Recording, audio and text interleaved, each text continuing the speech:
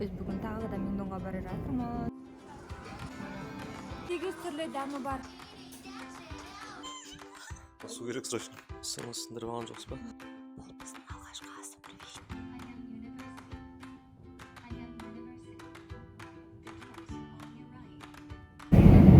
Сәлем достар. Бүгін атақты кореялық BAF бренді BAF орехтар туралы обзор болады. Миңдоңдағы ең үлкен дүкеніне барып, орехтар туралы сіздерге күшті қызықты обзор жасауға тырысамыз.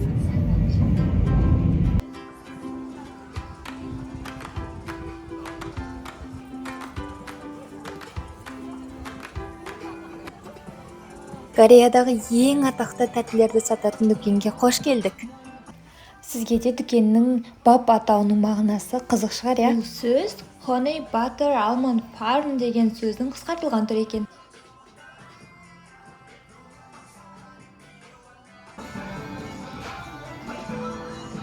BAF орехтерін сататын магазинге келдім. Өте үлкен магазин. Енді мен сіздерге басынан бастап түсіндіріп шығайын, қандай түрлері бар. Түсіремін, ары қарай көріңіздер. Және де олардың көзді қуанта түсетін жарқын стильдік қаптары ыңғайлы. Алғашқы дәм сәбіз торты қосылған жаңғақ. Екінші дәм шие қосылған жаңғақ. Үшінші дәм фундук бонбонг. Келесі дәмдерге келетін болсақ, алдымызда тұрған қараққан сүтті шайы қосылған жаңғақ. Көздеріңізге елестетіңіздер. Содан кейін чеджу матча жаңғағы.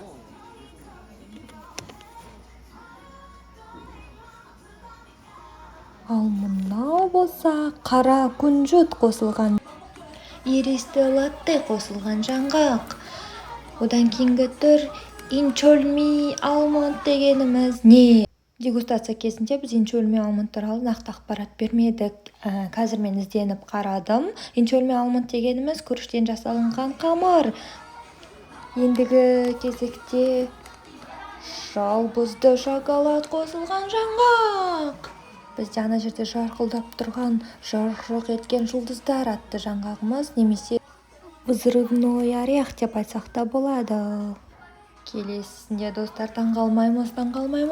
Алдарыңызда ашты ыстық тауық қосылған жаңғақтар түрі. Ал енді тирамису қосылған жаңғақ. Бұл енді нормально, ойыңа да. Достар, сіздерді таңғалдыратын дәмдер әлі аяқталған жоқ. Ендігі кезекте теңіз балдыры қосылған жаңғақ. Бұл пакетте чоньяң майо деп жазылып тұр, бірақ мен оны нақты түсінбедім. Тағы бір түн деген мағынаны білдіреді-ау. Ішіне не бар екенін білмедім. Бұл Орион печеньесі мен кремі қосылған жаңғақ, өте дәмді.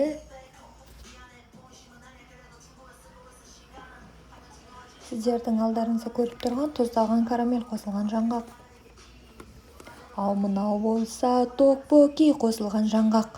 Өте қызық екен. Токбокиді қалай жаңғаққа сидіріп қойғаны. Ал бұл қуырылған пияз қосылған жаңғақ. Қызықты дәмдер бұнымен таусылған жоқ. Кезекте васаби қосылған жаңғақ. Бұл қуырылған кукуруза қосылған жаңғақ. Ал бұл сарымсақты нан қосылған жаңғақ. Сіздердің алдарыңыздағы BAF брендінің ең атақты және ең көп тұтылатын балмай қосылған жаңғағы және ең дәмдісі десем болады. Брендтің амбассадоры Хансохи болып табылады. Хансохи жақынырақ білгіңіз келсе, Мое имя деген дораманы көрсеңіз болады. 14 ақпанға орай Купидон пакеті сериясы шыққан екен. Бұл жерде екі түрлі жаңғақтың дәмі бар.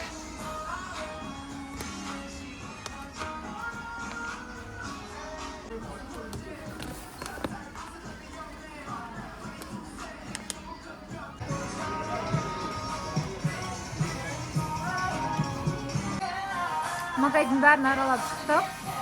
Өте қызықты дәмдері бар орехтар көп екен. Біз ойлап тұрмыз. Пакетмен осыны аламыз. Мына жерде орехтардың 8 түрлі дәмі бар. Үйге барған соң жеп көрсетеміз, асмыр жасаймыз.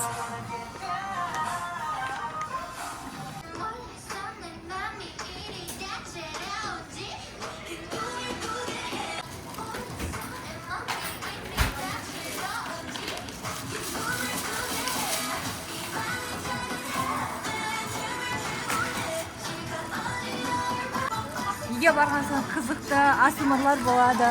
Бәріңізге сәлем. Менің YouTube каналыма қош келдіңіздер. Менің даусым бүгін өте әдемі естіліп тұр деген үміттемін. Себебі күйеуім маған микрофон сыйға тартты. Шапалақ, шапалақ, шапалақ. Бүгін бізде өте ерекше бір видео болады. Блог ASMR түрінде өтеді. Бәріне сәлем. Бізде бүгін ASMR-да болады. BAF компаниясының тәттілері, то есть орехтар әртүрлі дәмдермен, әртүрлі вкустармен, ішінде қызық вкустар да бар, біз білмейтін вкустар да бар. Жеп көрмеген жеп көрмеген вкустар бар. Соны біз сіздерге жеп, эмоциямызды көрсетеміз. Дайын боламыз.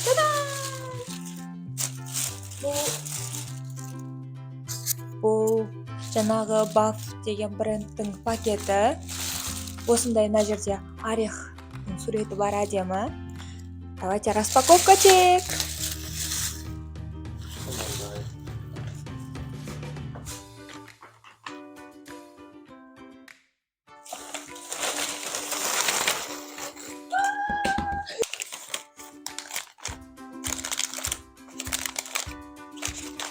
Ал енді жеп көрейік.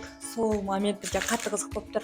Так, біріншіден бізде бал және сарыма қосылған орехты жейміз. Миндаль, кәдімгі қарапайым, бірақ сәл тұздалған секілді, иә? Ал жеп көрейік енді. Специя.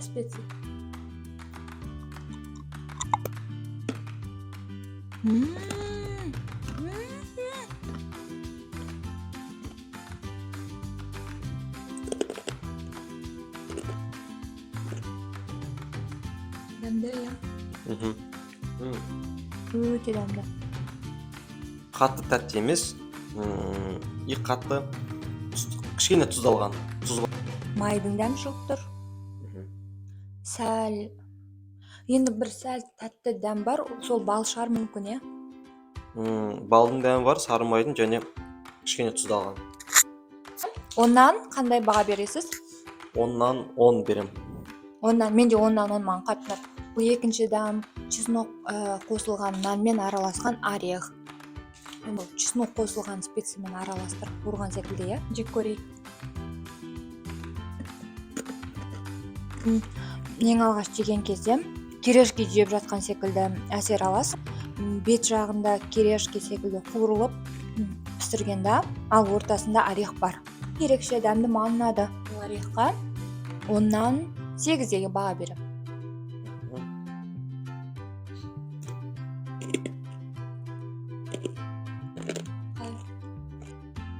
Керешкенің дәмі шығады. Менің бағам 10-нан 4, ал арайдың бағасы 10-нан 8 беріп тұр. Жарайды, ары қарай кеттік. Келесі біздің көретініміз ол васаби. Васаби обычно васаби негізі біз суши заказ берген кезде мына жасыл бар ғой. Сол васаби деп аталынады. Негізі Японияда өсіріледі бұл. Васабиді біз онша ұнатпаймыз. Бірақ енді васаби мен орехты қалай бірге қосып жасағанын мен білмей тұрмын. Қызық, әрине жеп көрейік. Сіздердің қызықтарыңыз үшін біз осыны жеп көрсететін боламыз. Қараңыздар. Қарапайым өмірде мен васаби қосылған орех алмайтын едім.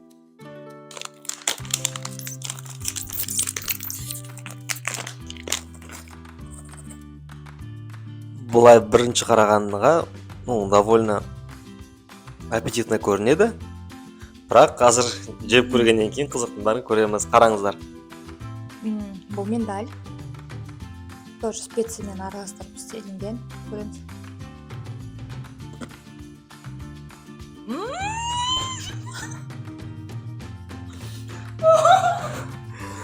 Эмоция понятно сразу, не болып отқан аузында. Давай сен жеш. Может, стоит? Давай, попробуй.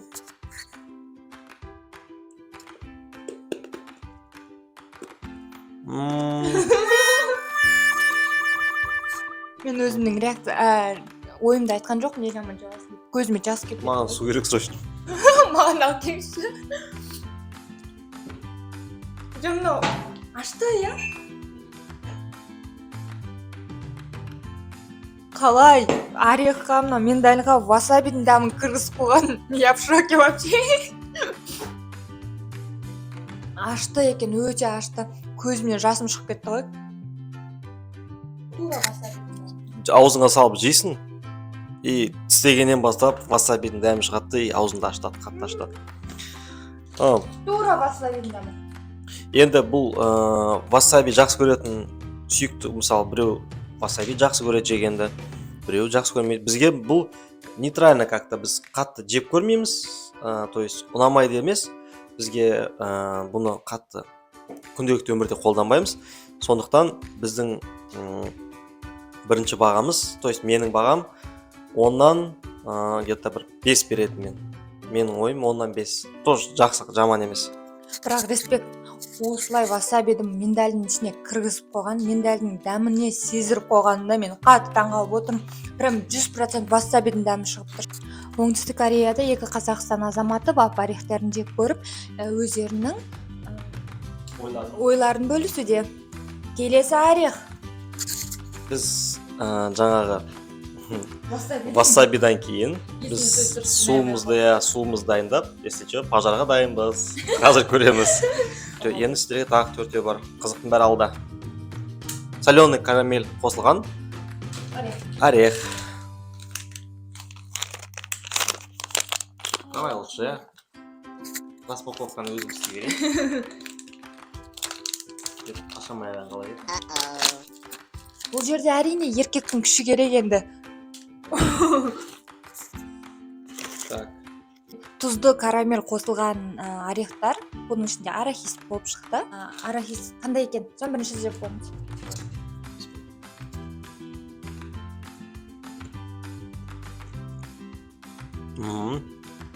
Мынау бізде күнделікті бір ауылда, Қазақстанда жейміз ғой. Вафли. Я бір вафлиға ма, карамель, кәдімгі карамель. Тұздалған только. Күшті. Маған ұнады. Менің есіме рахат арахисовый вафли есіме түсіп кетті ғой. Да, я. Өте дәмді, маған қатты ұнады. Ерекше бір ештеңке жоқ, шынымды айтқанда. Карамельдің специясымен қосылып, тұз қосқан. Жай ғана қарапайым арахис, бірақ дәмі өте дәмді. Жегенде ерекше. Маған ұнады, мен 10-нан 8 деген баға берем. Мен тек қана рахатқа ұқсағаны үшін 10-нан 9 деген баға берем. Мәссаған. Так, бізде келесі. Рахатқа скрытая реклама қоймайды. Қазір тағы да бір қызықты дәм болайын деп тұр. Бұл қуырылған пияз қосылған орех. Ішінде қандай дәмдер бар екен көрейік. Распаковка чек. Қуырылған пияз қосылған нут болды. Дәмі өте ерекше. Бір қараған кезде сіздерге специяның дәмін сезіну үшін мынандай луковицалар болады ғой, қуырылған чипсы сияқты жеке өз пакеттерде сатылатын, соған ұқсайды. Бірақ бұл жерде жаңағы нанға қарағанда или чипсы емес, картошка емес, бұл жерде орех. Тура солай елестетсеңіз болады. Маған қатты ұнады, мен 10-нан 10 деген баға берем.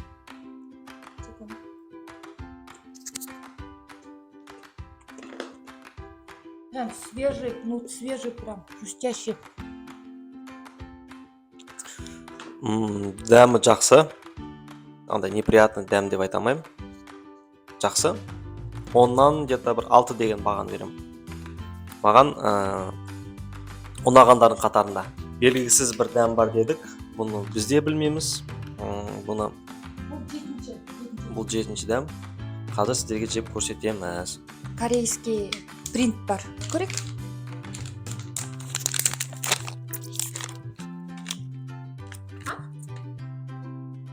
Интересно. Мына жерде бізге жұмыртқа сатқандай 4 штук салып берді. Ладно, көреміз. Давайте. сен көрші. Сен көре берші, сен жақсысың ғой сондай. Жоқ, сен отағасысың ғой. Ой, осындай кезде отағасын біліп қалады.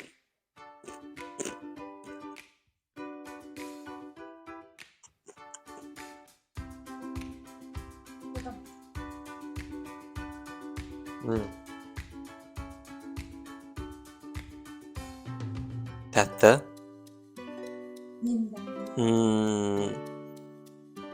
Мынау кәрістерде бір өзінің тәттілері бар. Олар тәттілер қолдан істейді.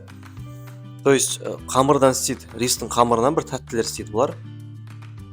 Соған ұқсайды.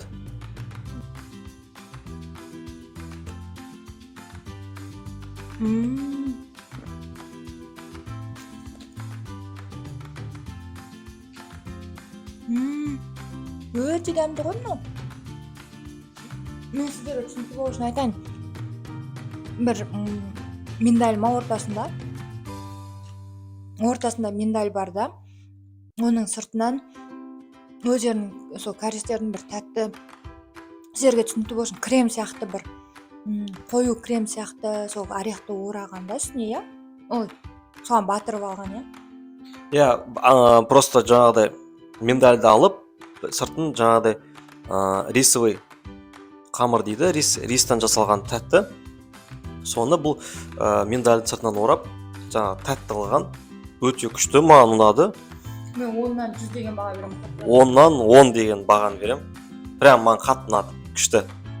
Жегенде өте адамға жағымды, дәмі де өте жағымды. Маған қатты ұнап тұр.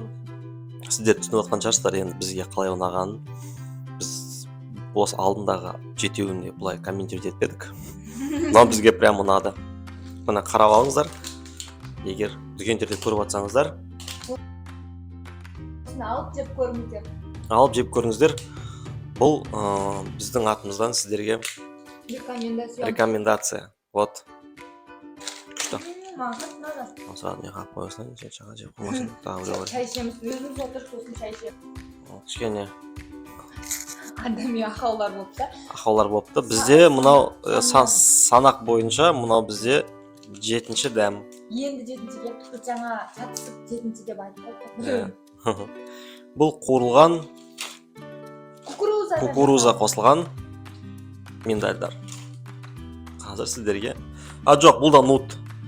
Кукуруза қосылған, қуырылған кукуруза қосылған нут. Сіздерге қазір дәмін көрсетеміз.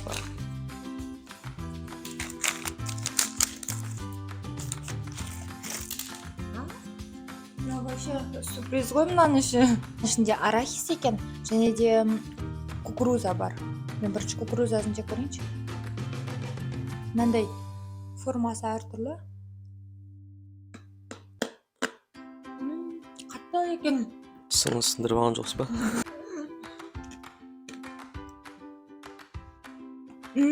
Дәмі кәдімгі кукурузаның дәмі, бірақ қатты. Ненің дәмі шығады? Кукурузадан бөлек. Кукурузаны мен өзін жедім ғой. Тек кукурузаның ғана дәмі шығып тұр, бұл жерде бір ерекше бір специяның дәмі бар деп айтамын. Бірақ өте қатты. Мен негізі қатты кукуруза жеп көрмеппін. Тек анда піскенін жейміз, либо попкорн түрінде жейміз ғой. Мен мынандайын жеп көрмеппін. Қазір арахисын жеп көреміз. Арахисын дәмі қалай екен айтасыз. Арахис.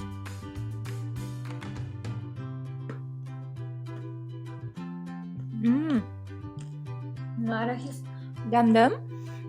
Бұл жерде тағы да жаңа кукурузаны специямен араластырып жасалынған. Бір ерекше деп айта алмаймын, бірақ жегенге жағымды, жеуге болады, дәмді. Так. Кукурузаны жеп жүрміз ғой күнделікті. Арахис.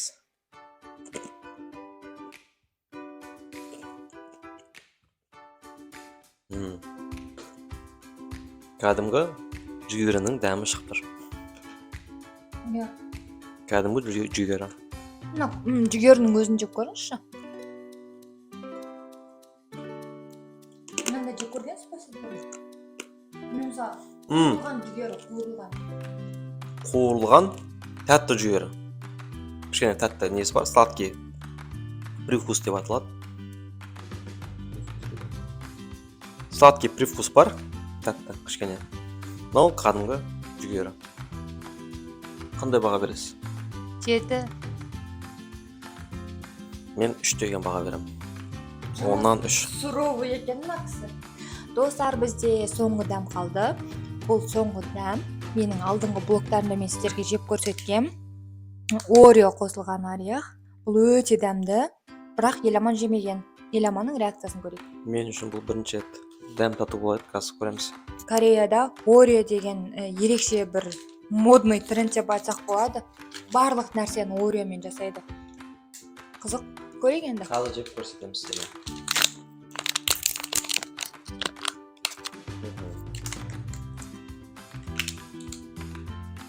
Бұл жерде 4 штук шықты. Так, первый пошел.